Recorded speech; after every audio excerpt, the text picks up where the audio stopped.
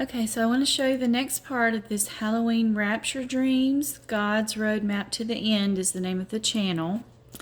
Now this one is discussing a dream where she has, they're in some kind of place that's like an underground facility. And in the beginning of it, she's going to say that she sees people that look dead or appear to be like kind of walking around in a stupor, like a zombie or something. And I want you to think about this as perhaps a spiritual death or as the fact that maybe their faith has died, okay?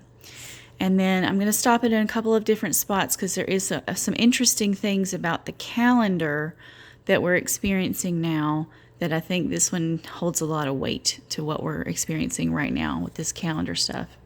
Driving on this road, and I'm telling you guys, like, it was no cars, no noise, no people, no lights. Like, it was just dark and quiet. So it was really eerie.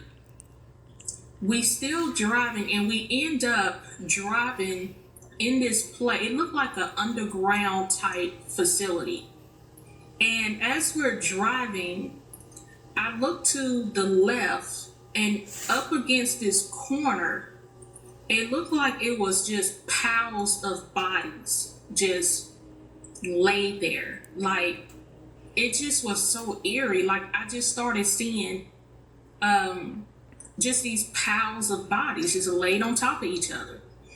And we're still driving in this, I don't know what it was. It just looked like it was a tunnel / underground type facility, building, factory, warehouse, whatever. I don't know what it was. And Okay, I'll stop it there for a second. So it appears that she's in some place that's hidden, okay? So think about that word hidden as we go through this and what's going on right now, okay? We have something that's hidden from us, which is the date of the rapture right now, right? we're driving through this place, and then I see this white guy started walking out, and it looked like the people that we saw were like zombies. Like, they just looked dead. They just looked dead. Like, there was no life in them. But this guy that walked out, it seemed like he was the only person that was really alive, like me and my husband. So at some point we ended up not being in a car anymore, but we were walking in this building. And I was really holding on to my husband because I just did not feel comfortable being in this place. So at some point, as we were... Okay, so she mentions these feelings of being uncomfortable. In just a minute, she's going to talk about that there wasn't a lot of people in there. It looked like there were spaces for lots of people to be working or being maybe about their father's business, that kind of thing. But it was kind of deserted. Okay, so think about this journey and what that's kind of been like on this road to rapture. It ended up where I was on my husband's, like he was carrying me on his back. And we're still walking through this place, and as we're walking, it turned into, like, it looked like it was a factory. You know, there were all kind of desks, kind of like a working office place. And I don't recall seeing people. I just remember the building just looked vacant, but it was a bunch of desks. Like, you could tell it was a place where a lot of people worked but there were no people there. Okay. And as Now I'm going to stop here and talk about this. She also mentions that her husband puts her on his back, and throughout the rest of the dream, she's being carried by her husband or lifted up by her husband. So think about the the symbolism with the rapture, and that the bride of Christ will be lifted up. Okay. husband was still carrying me on his back, I'm holding on to him tight, but I'm looking around. Now here's the weird part.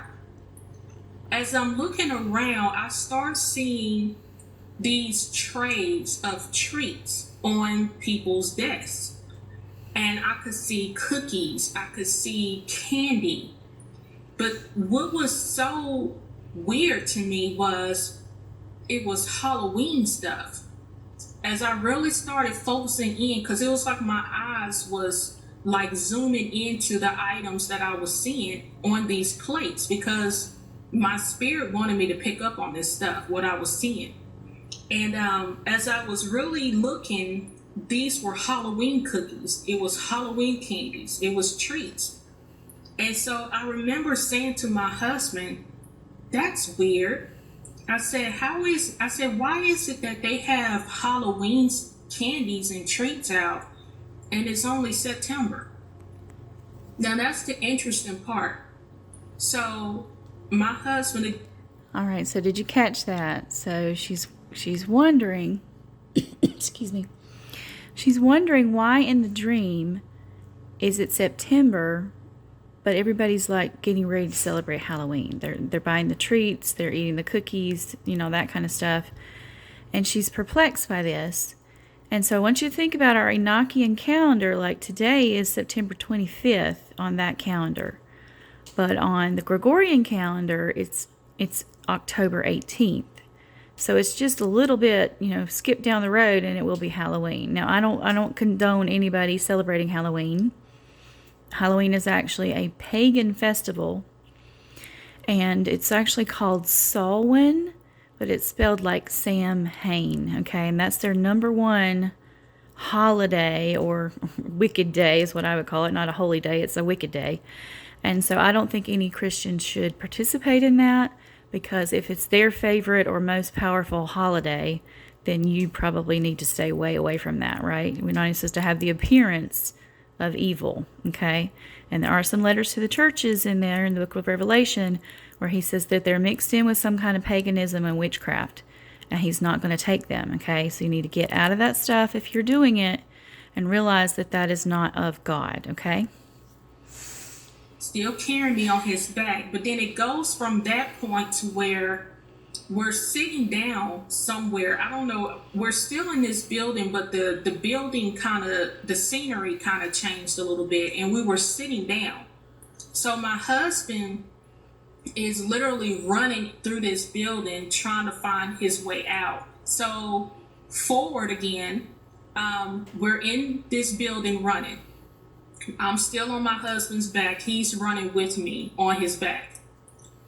Every window that we came to, when he would point in that direction, there would be this light that would shine through the window. I mean, it was a bright light.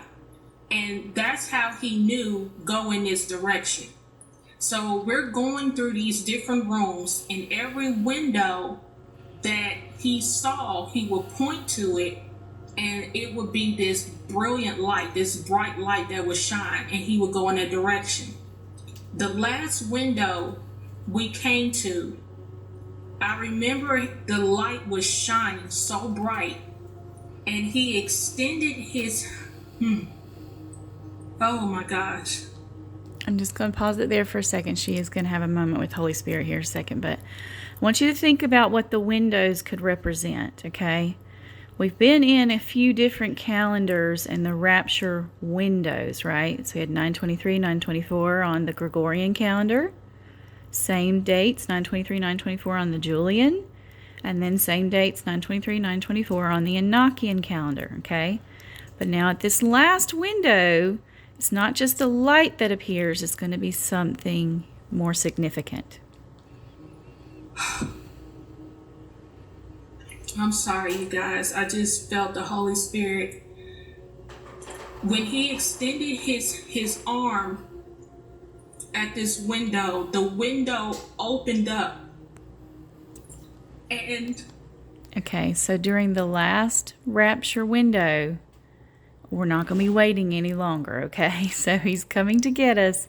It's not going to continue to go from one to the next, to the next, to the next, okay? This last window will open up and we will be taken.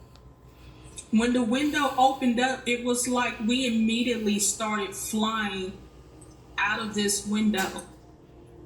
And the scenery looked so beautiful. It was peaceful. I saw flowers and the grass and the sky. It just it almost felt unreal, but there was such a peace.